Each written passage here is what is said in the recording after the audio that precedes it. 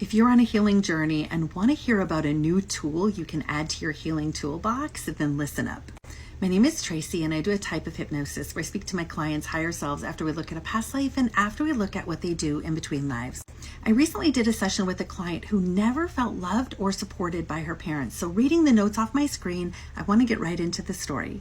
We were pulling trapped emotions. So the first question I asked her higher self was, is she holding a trapped emotion of regret in her body? And if yes, where is she holding it? What color is it?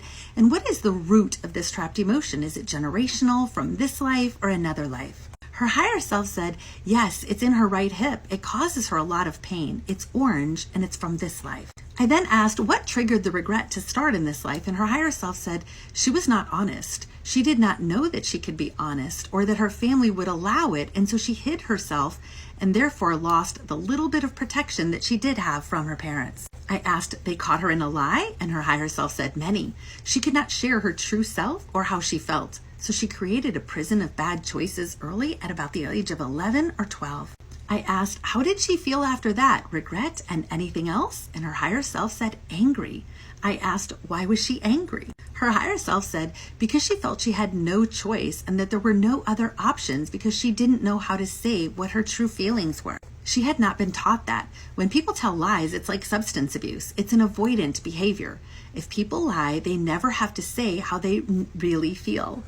I then asked, are you able to go back to that time, to that little girl, pull the guilt and anger from her, then have Jesus go in and hold that little girl, give her unconditional love and acceptance, so she walks away from that feeling nothing but love and acceptance. Can you do that? Her higher self said yes, and after a pause said, she is very wide-eyed. And then after a really long pause said, I don't think she's ever been held like that before. But it was always what she wanted, even as an adolescent. Okay, that will need to happen again. I then said, can she call on Jesus to get that love and tenderness anytime that little girl or that teen girl in her wants some healing? And the answer was, oh, absolutely. And this was brought to mind in this recent healing session because I called on Jesus a lot when I was doing a lot of my inner child healing work. I would be in meditation and see Jesus come in and hold both her and I until we got all the tears out and felt so much better.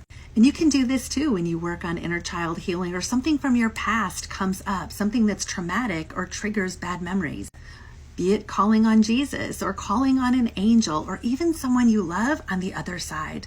There's no limits to how you can receive healing. It's just using your imagination, or what I like to call your creative portal.